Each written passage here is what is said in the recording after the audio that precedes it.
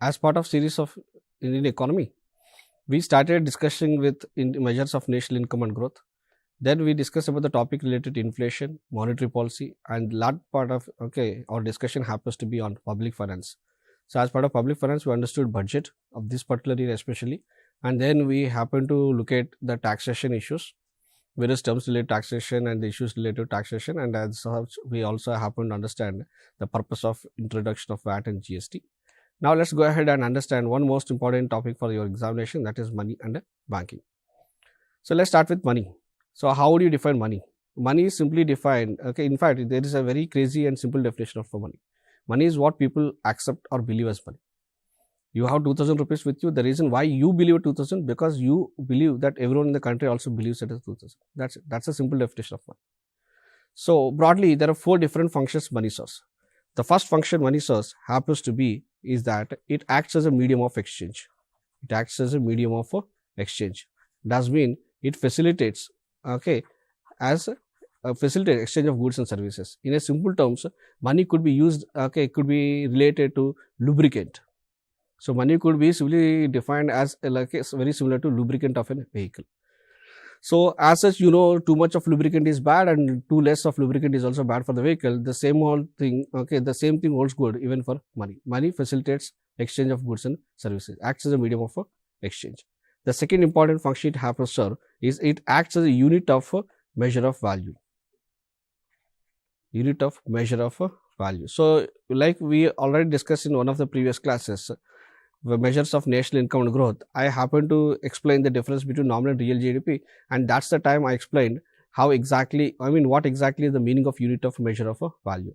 So like we express, we have units to measure distance, we have units to measure frequency. Similarly, money serves the purpose, that is, it acts as a unit of measure of value. You could express the value in certain units. In India, we happen to choose the unit that is a rupee, whereas American happen to choose an American dollar.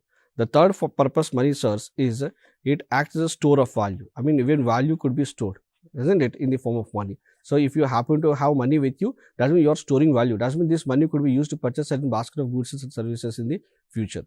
The fourth important function money is said to serve is it acts as a means of deferred payment. Means of deferred payment.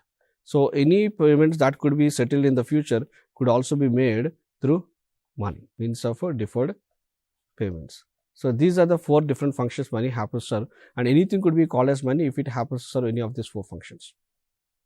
Take the case of gold. Gold could be used as a medium of exchange. If I am paying you gold in return for a service, then people would be people would be willing to accept it as a medium of exchange. But the problem with gold is it's not easily liquid, isn't it? If you want to simply convert this gold into some part of salt, so it's not very easy to convert, or what proportion of gold you would like to exchange in return for 100 grams of salt or 200 grams of salt, isn't it? So that's the basic reason the value of every commodity cannot be expressed in terms of gold.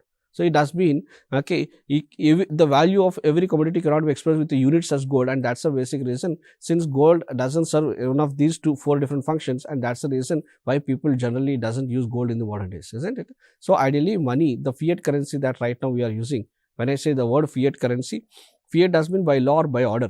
So the paper currency that whatever we have in our pockets is simply the currency the RBI prints, and who is backing it? The government of India. And who is guaranteeing this currency? The government of India. Since the government says so and RBI printing with the backing from the government of India, it is a currency. And that's the basic reason we call this currency as a fiat currency. By law or by order, this is a currency.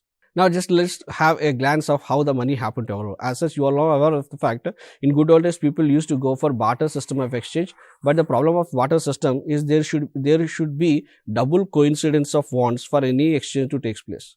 For any exchange to take place, there should be double coincidence of wants. So your want should coincide with the wants of the other person. Only in such case an exchange of goods and services takes place.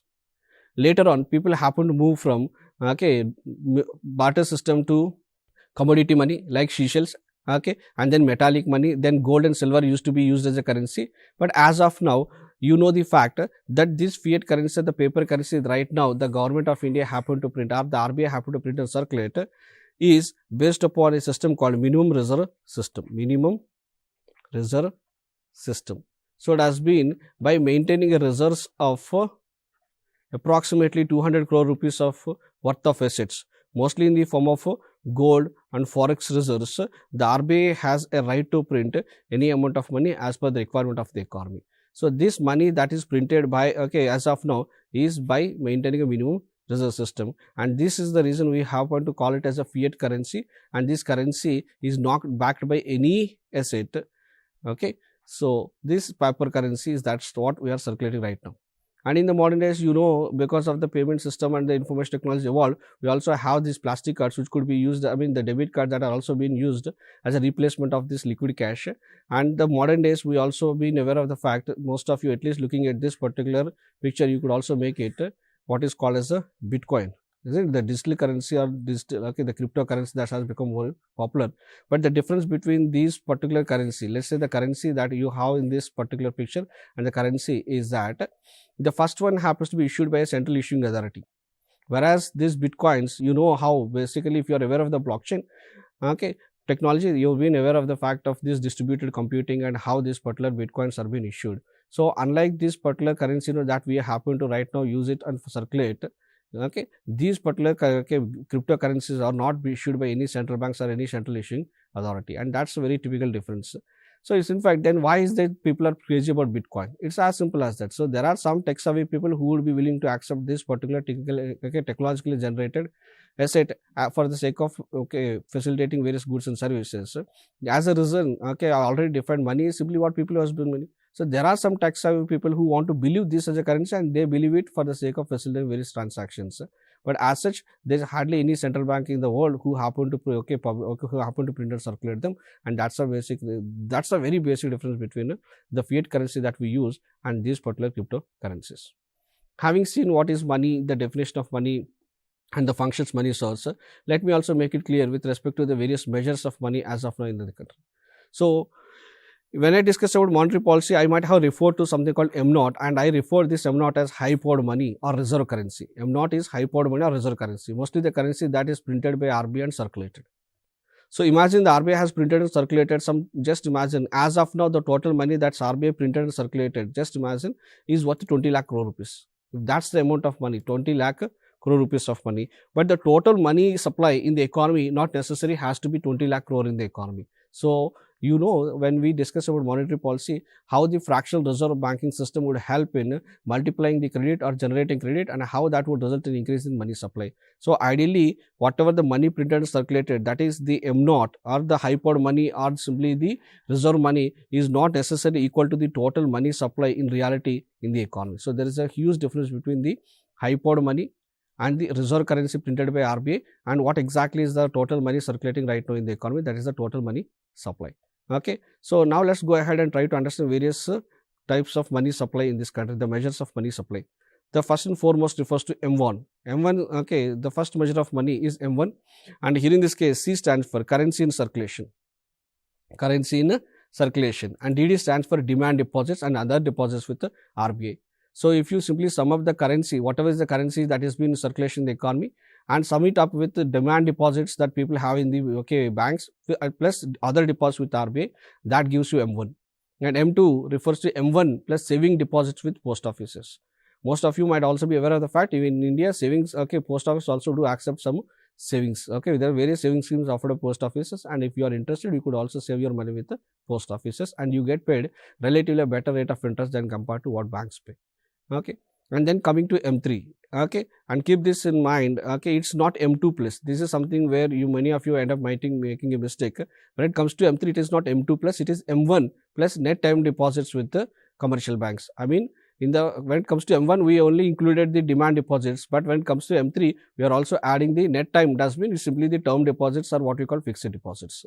And 𝗵4 simply corresponds to 𝗵3. Now, here in this case, it is a 𝗵3 plus total deposits with the post offices, including national small savings certificates. So, these are the four different measures of money supply. When it comes to 𝗵1 and 𝗵2, we refer this as narrow money. And coming to 𝗵3 and 𝗵4, we refer this as a broad money. So, ideally, when it comes to the total money supply, whatever the money supply that 𝗵3 corresponds to is what we happen to consider for the sake of looking into what exactly is the total money supply in the economy. Okay, so these are the 4 different measures of money supply. Having seen the definition of money and measures of money and the functions of money, let's go ahead with how in reality this so-called money printed circulated, and how the total money printed circulated ends up becoming a very large money base of the total money supply, and the actual money printed circulated are related. So if you look at monetary base, refers to currency in circulation plus the bank reserves, whatever the reserves the bank happens to maintain. So if you look at this particular image, the bottom part of it is simply the money that RBI prints and circulates and issues to the market. But if you look at the top part of it, is simply the money that is being created by the banks, okay, with the help of fractional reserve system. So this bottom part is the base money or high powered money, or what we call reserve money, and in reality the total money supply would be much broader or much more compared to the actual money printed circulated. So if you simply divide this money supply, the total money supply, with this high powered money, the number whatever you get is what we call as money multiplier. So that helps in understanding how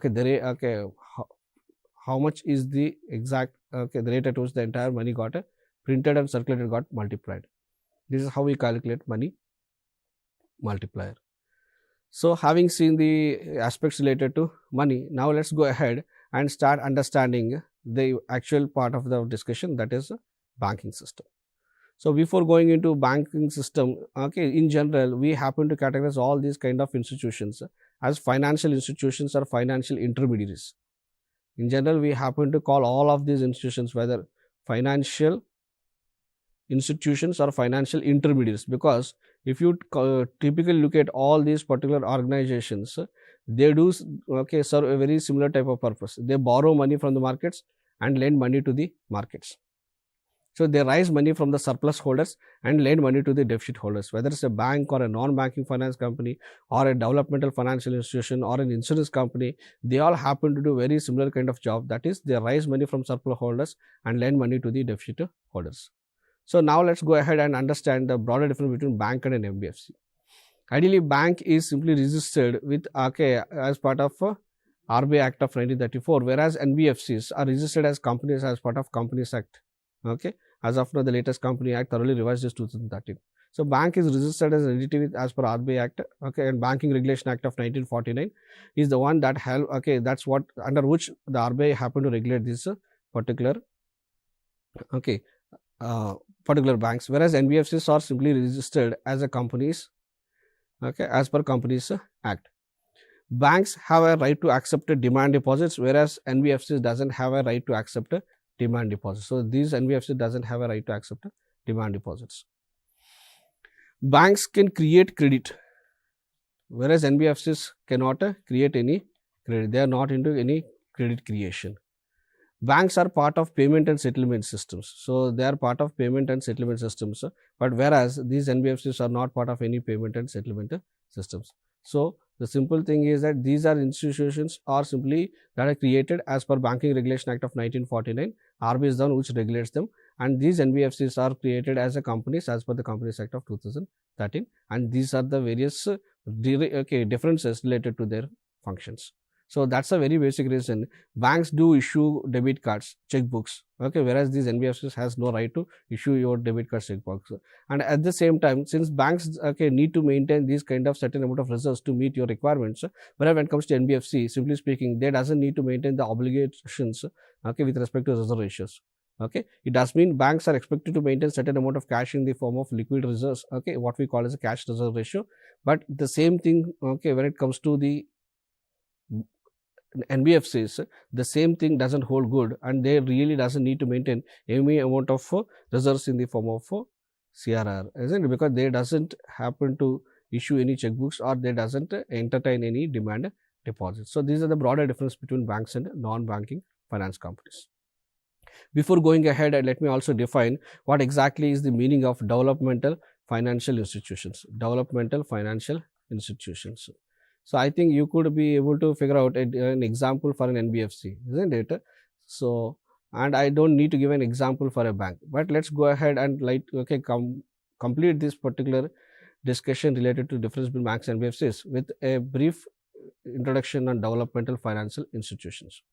What do you mean by a developmental financial institution?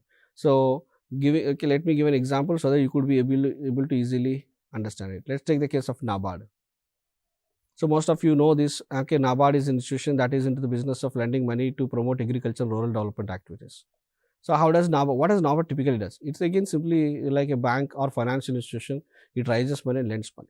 The only thing is that this is an institution that doesn't lend money directly to the markets. This is someone who happen to finance various other institutions for the sake of promoting certain developmental activities.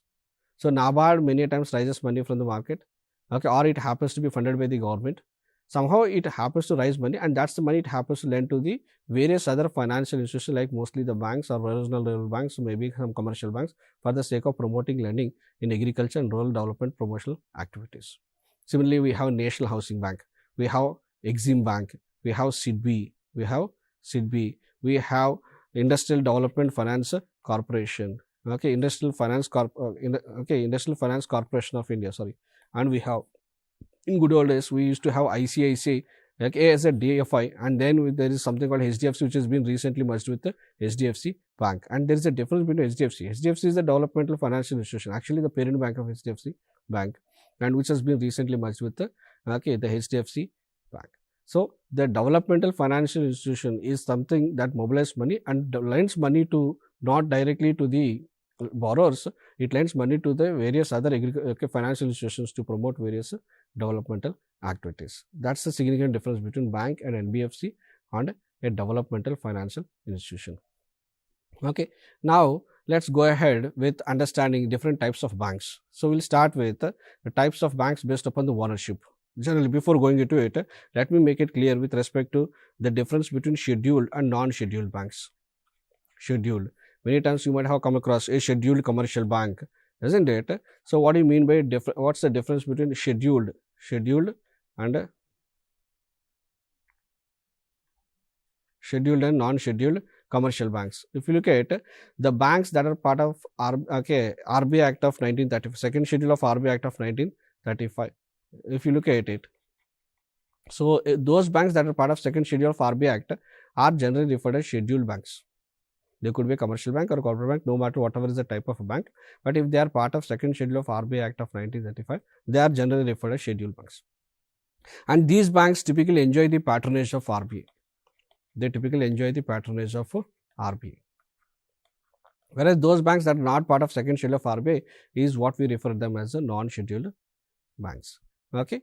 Similarly, when it comes to the ownership of the banks, we again segregate the banks into public sector banks, PSBs, and then private banks, okay, and then foreign banks. So foreign banks are those banks which happens to be setting up their branches or their 100% subsidiaries within India. So if you look at public sector banks, recently because of the merger of lot many banks, you might be aware of the fact that there are almost 20, isn't it? Lot many banks have been merged, with most of these small banks have been merged with certain other banks. So you don't need to remember the exact number of banks, but when it comes to public sector banks, these are the banks where the ownership has been dominated by the government of India. So the State Bank of India and its associates, In fact, the first and foremost group of banks that has been nationalized by the government of India happens to be the State Bank of India and its associates. Later, you might be aware of the fact in 1969, there are 14 banks have been nationalized. And then in 1980, around 6 banks have been further nationalized. So all these banks that's been nationalized in 69-80 along State Bank of India associates together, where the government of India happens to have larger proportion of stakeholding, is what we refer as the public sector banks. Okay, and some example of private banks include ICICI, HDFC, isn't it? And certain foreign banks like Citibank. So the other type of banks, having seen the difference between scheduled and non-scheduled banks, and based upon the ownership, we happen to categorize banks into public sector banks, private sector banks, and foreign banks. Now let's go ahead with the very broader difference between the other types of banks. One is a commercial bank. Very common types of banks is commercial bank. So commercial banks are those banks operate with a profit motive. Operate with a profit motive. So most of these banks that we right now regularly happen to interact with is generally to be called a commercial bank. And the other type of banks is what we call as cooperative banks. So as such, this term cooperative is very much popular even in agriculture sector in India, isn't it? So you think I think you might be having a fair idea about the cooperative societies and how cooperative societies play a very instrumental role in promoting various agricultural activities, isn't it? Like the sugar industry, cooperatives are also very prominent, and when it comes to various other categories, let's say the dairy industry, the cooperatives are very prominent. The same idea when you happen to apply to the logic of banking, and if these cooperatives happen to come together and initiate a financial institution which is into the business of raising money from the members within the society, or simply those people who happen to participate within the cooperative bank. So these cooperative societies, or these cooperative banks run by these cooperative societies more or less operate with a motive of no profit, no loss. So it doesn't necessarily mean that they never report profits or not, they never makes a loss, but their intention is not to simply make money out of it. So cooperative societies does mean when people happen to come together and initiate or float an organization for the purpose of serving the interests of those people as part of the society, and every person has the right of participation with it, isn't it? So that brings in responsible participation, responsibility towards the institution. And these cooperative societies, whenever they happen to float a financial institution that serves the interests of those people within the society and in and around that particular region, generally is what is the basic idea behind a cooperative bank. And these cooperative banks in general have they have a motive of no profit and no loss. So that's the difference between a commercial bank and a cooperative bank. And having seen the difference between a scheduled and commercial non-scheduled bank and commercial bank and cooperative bank, let me also give you regional rural bank. In fact, it is self-explanatory.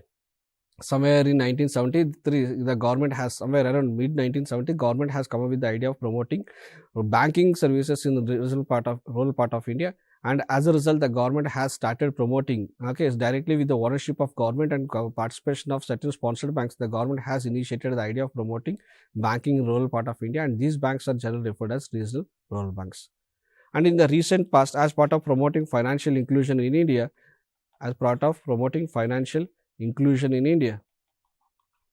you might be aware of these two banks that have been very prominent, that is payment banks and then small finance banks. So what do you think is the difference between these payment banks and small finance banks? I mean, these two types of banks has become very popular in the recent past as part of government promoting financial inclusion. So payment banks are those banks which accept deposits, but they are not in the business of extending any credit. So they don't lend money to the market.